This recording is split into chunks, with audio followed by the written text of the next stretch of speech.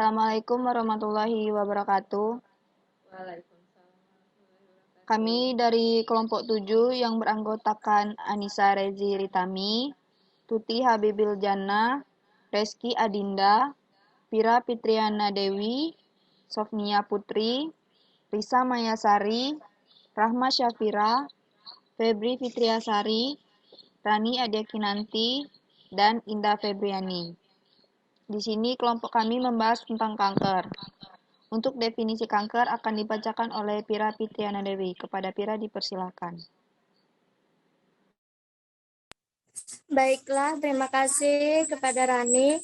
Di sini saya akan menjelaskan definisi kanker. Kanker yaitu suatu jenis penyakit yang ditandai dengan pertumbuhan sel abnormal yang tidak bisa dikendalikan di dalam tubuh manusia.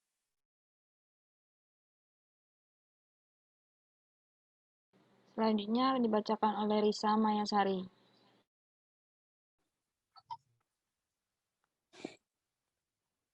Etiologi kanker. Yang pertama, kebiasaan merokok. Yang kedua, mengkonsumsi alkohol. Yang ketiga, mengkonsumsi makanan yang banyak mengandung lemak jenuh. Yang keempat, bahan kimia dan zat lain. Yang kelima, radiasi. Dan yang keenam, keturunan. Selanjutnya dibacakan oleh Febri Fitriasari. Patofisiologi kanker, yaitu ada kanker, struktur genetik rusak, dan pertumbuhan sel tidak terkontrol. Selanjutnya kepada Indah Febriani.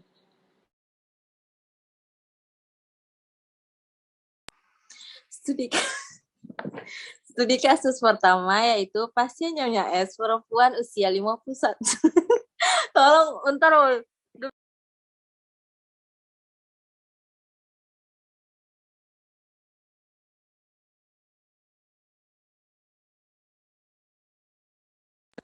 Baik, studi kasus pertama yaitu pasien Nyonya S, perempuan usia 59 tahun, masuk IGD Ponek pada tanggal 25 Juli 2019 dengan keluhan sakit perut.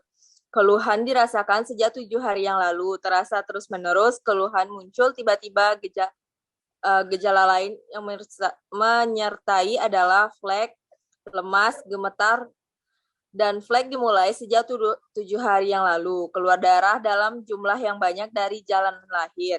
Ada gumpalan hitam kecoklatan, terdapat lendir, darah segar. Lemas sejak 7 hari yang lalu, gemetar sejak pagi hari, keluhan serupa sebelumnya disangkal 8 bulan yang lalu diopname dengan keluhan nyeri perut dan kesulitan BAB. Keluhan serupa dalam keluarga disangkal pasien menikah saat kelas 5 SD, pernikahan pertama untuk pasien, dan pernikahan kedua untuk suami pasien. Pekerjaan pasien sebagai ibu rumah tangga. Pasien melahirkan spontan 5 orang anak dengan dibantu dukun bayi. Riwayat haid pertama kali usia 14 tahun. Haid terakhir kali usia 44 tahun. Beberapa bulan ini mengeluarkan darah sedikit atau post-menopause. Beberapa bulan ini makan dan minum pasien berkurang. Pasien tampak lebih kurus. Terima kasih.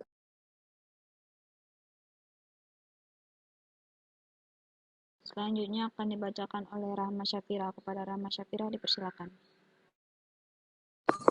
Oke, baik, terima kasih. Dari pemeriksaan fisik didapatkan diantaranya tampak anemis, sesak, tungkai udem, vagina tidak rata, portia berdungkul, PPV positif, tidak aktif, sting positif.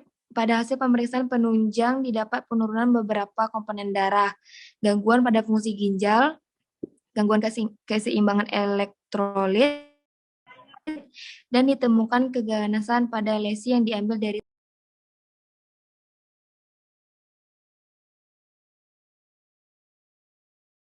Baik, selanjutnya kepada Reski Adinda. Pembahasan studi kasus 1 yaitu diagnosis kanker serviks ditegakkan berdasarkan anamnesis, pemeriksaan fisik, dan pemeriksaan klinik. Berdasarkan anamnesis tersebut dapat ditemukan beberapa gejala klinis dan faktor resiko dari kanker serviks. Gejala klinis yang ditemukan adalah nyeri perut bawah, perdarahan pervaginan, postmenopause, kesulitan BAB akibat desakan tumor ke arah rektum, kemudian faktor resiko yang ditemukan diantaranya adalah aktivitas seksual pada anak muda, memiliki banyak anak, dan sosial ekonomi yang rendah. Berdasarkan gejala yang muncul, kanker serviks pada pasien stadium 3B. Adapun terapi yang sesuai adalah kemoradioterapi.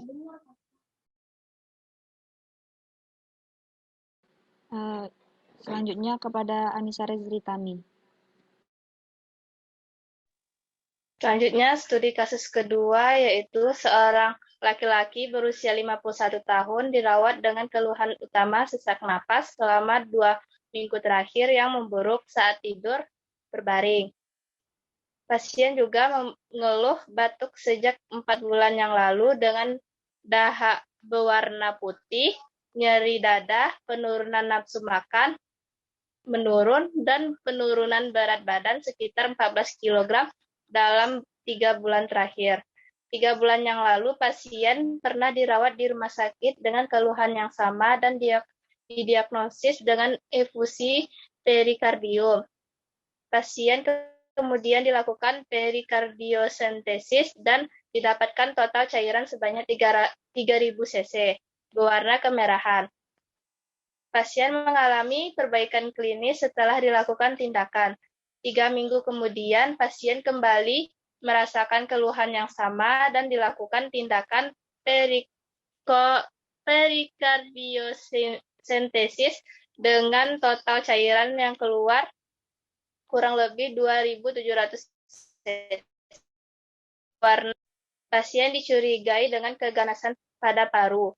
Pasien datang dalam keadaan sadar, tekanan darah 130/70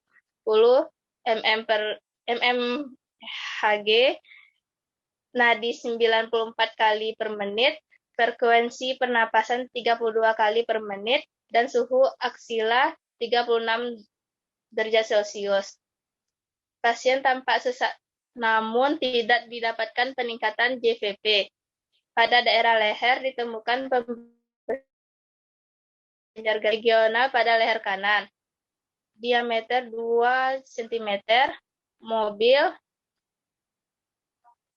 kenyal, dan tidak nyeri.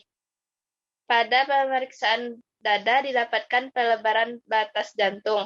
Saat dilakukan pemeriksaan perkusi ditemukan suara redup pada lapang paru kanan atas. Hasil foto ronsen dada terdapat kardiomegali bila dibandingkan foto ronsen. Baik, sekian dari presentasi kami. Lebih dan kurang kami mohon maaf. Saya akhiri. Wassalamualaikum warahmatullahi wabarakatuh. Waalaikumsalam warahmatullahi wabarakatuh. Kamu sabnya belum tuh. Bagi Sabnya kiri. Oh ya. Bagi 2 B tuh kan bisa Ya, dua. bentar. Baik, selanjutnya untuk tata laksana akan dibacakan oleh Tuti Habibul Jannah dan Sofia Putri. Baik, untuk tata laksana akan dibacakan oleh Tuti Habibul Jannah dan Sofia Putri. Kepada Tuti dan Sofia dipersilakan. Ada tata laksana dari penyakit kanker. Pada pemeriksaan ekokardiografi didapatkan efusi perikardium berat atau 2,3 cm dengan penurunan fungsi diastolik ventrikular kiri dan ejection fraction atau EF 63%.